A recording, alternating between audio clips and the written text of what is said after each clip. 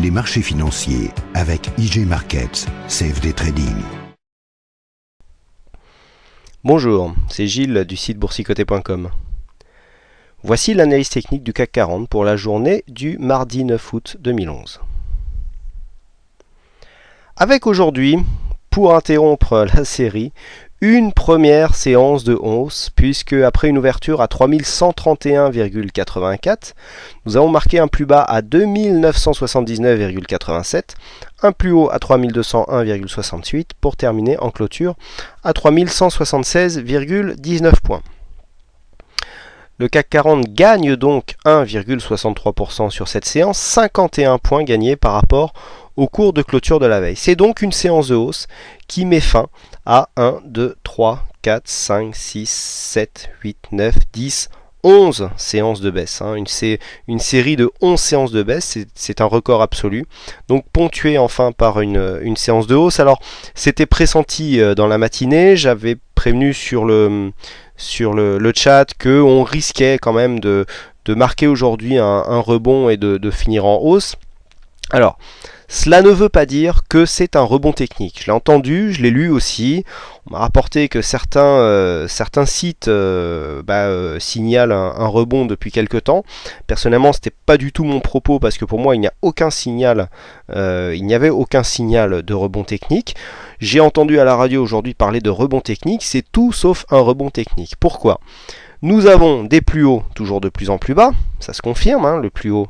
Et des plus bas de plus en plus bas aussi. Donc nous sommes dans une séance de hausse, certes, mais au sein d'une tendance court terme fortement baissière avec une dynamique qui continue. Regardez, on vient juste clôturer au niveau de la bande de Bollinger inférieure. On a une Bollinger inférieure à 3175,9 et on clôture à 3176,19. Donc c'est vraiment à 2 centièmes de point près qu'on clôture juste au-dessus de la bande de Bollinger inférieure, donc c'est vraiment léger. Alors, il y a des signes quand même, on va le voir tout de suite avec les indicateurs techniques, puisqu'on a un RSI qui est largement en zone de survente et qui commence à se redresser un petit peu. On a un stochastique qui croise sa ligne de signal à l'intérieur de sa zone de survente. On sait que le stochastique donne un signal quand il ressort de cette zone de survente, mais surtout on a un MACD qui est très ample, qui a une grosse amplitude et qui voit son histogramme passer au vert. Donc ça, on le sait bien, vous savez ma manière de jouer un petit peu les retournements. Ça, c'est un signal. C'est le premier que l'on a depuis que nous sommes partis en baisse. Vous voyez que là, les histogrammes sont tous rouges. On n'a eu aucun signal autre sur que ce soit sur les indicateurs ou même sur les bougies. Là, on commence à avoir des signaux de retournement, puisque avec des volumes en hausse, un MACD qui se retourne, puisque là l'histogramme devient vert, des volumes en hausse supérieurs à ce que nous avions sur les volumes qui venaient des séances de baisse, excusez-moi, j'ai un peu de mal.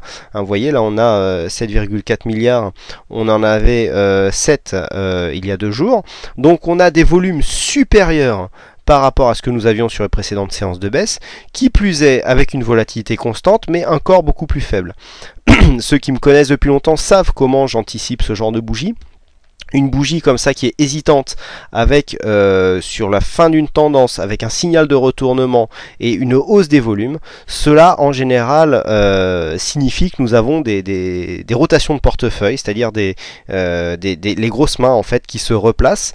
Donc on a beaucoup de mouvements, on a toujours une grosse volatilité. On est quand même au bout d'une tendance puisqu'on continue à marquer un point bas de plus en plus bas. On a quand même une ombre basse qui est beaucoup plus grande que l'ombre haute. Ça aussi c'est un signe. Et c'est un peu le signe qui m'avait fait pressentir ici un signal de retournement à la hausse qui finalement n'est pas venu. Mais vous voyez que là on a une ombre basse qui est très conséquente par rapport au reste du corps et donc au reste de la bougie, des volumes qui montent, un MACD qui se retourne avec une volatilité relativement constante. Donc là on commence à avoir des signaux d'un possible retournement, mais en aucun cas, même si la séance est haussière, elle ne constitue un rebond technique. On aurait eu un rebond technique si on avait marqué une rupture dans la baisse, à savoir qu'il aurait fallu évoluer dans une zone supérieure au plus haut de la précédente séance, chose que nous n'avons pas fait aujourd'hui. Donc ça sera possible demain. Si le rebond se confirme, il doit y avoir un communiqué de la Fed à 19h15, je crois, heure locale. Donc on verra bien ce que ça donnera. Effectivement, selon la teneur de ce communiqué, on pourrait bien propulser les marchés à la hausse. Donc là on a perdu énormément, puisque de 3008 ici à 3176, on peut tracer, voir un peu ce que nous avons perdu par rapport. Donc on va se mettre là par rapport à la séance du 22 juillet 2001. On voit que par rapport à la clôture du jour, eh bien nous avons perdu 17,62% en 12 séances. Donc c'est quand même une grosse chute. Vous voyez bien que même si on venait remonter à la moitié, à savoir en presque quasiment 9%, eh bien cela constituerait une belle hausse, mais n'inverserait pas forcément la tendance de fond, puisque là on s'est tellement enfoncé qu'il va falloir maintenant beaucoup remonter si on veut inverser cette tendance. Nous sommes clairement dans une tendance baissière court moyen terme depuis un petit moment. Je rappelle qu'en vue hebdo on avait vu la cassure de ce support haussier qui nous avait basculé en tendance moyen terme baissière. Donc là on confirme tout à fait, puisqu'on continue à marquer des plus bas, et on verra sur l'analyse hebdomadaire que ce point bas nous montre quand même certaines choses. On verra ça vendredi. Mais donc là aujourd'hui, pour la première fois, et c'est donc la première fois que je vous le dis, on a des signes de retournement. Alors attention, le problème c'est que nous avons un signe de retournement, mais dans une zone de volatilité énorme, puisque là nous avons une volatilité de 221 points. Alors la volatilité que j'utilise, c'est entre tout simplement la différence entre le point haut et le point bas. Ça veut dire que si on joue le rebond sur cette base ici des cours de clôture, on a un point d'invalidation qui est très bas, puisqu'il se situe sur le plus bas de cette bougie, à savoir, on va l'arrondir à 2980 points.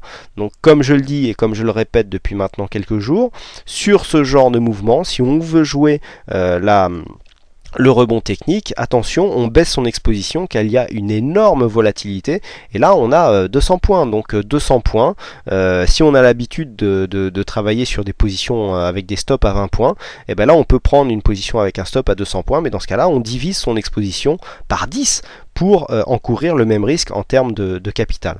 Voilà donc ce que l'on peut dire sur cette séance. Donc point d'invalidation si on descend plus bas que les 2980 points, et on valide un signal à partir du moment où on casse le plus haut ici de cette bougie, à savoir quasiment les 3200 points, puisqu'on est sur le plus haut à 3201 points,68. Voilà comment on peut anticiper donc un possible retournement à la hausse. Alors attention, en cotation CFD, on est vraiment descendu très bas dans la nuit.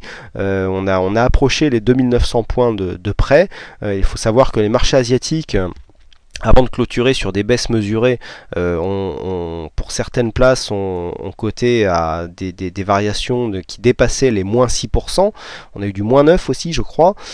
Donc on a eu vraiment une grosse volatilité dans la nuit, donc rien n'est encore gagné.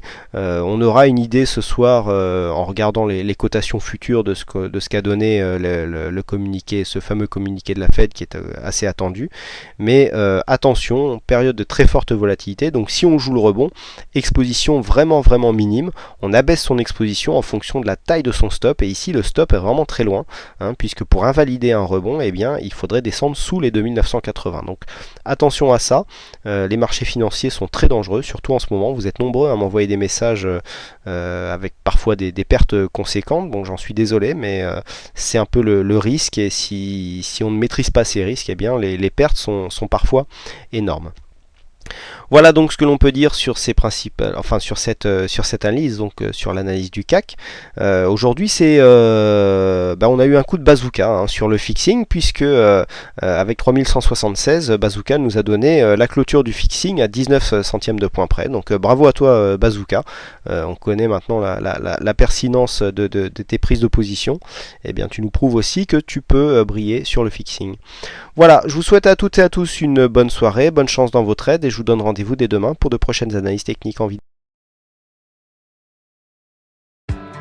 Les marchés financiers avec IG Markets, CFD Trading.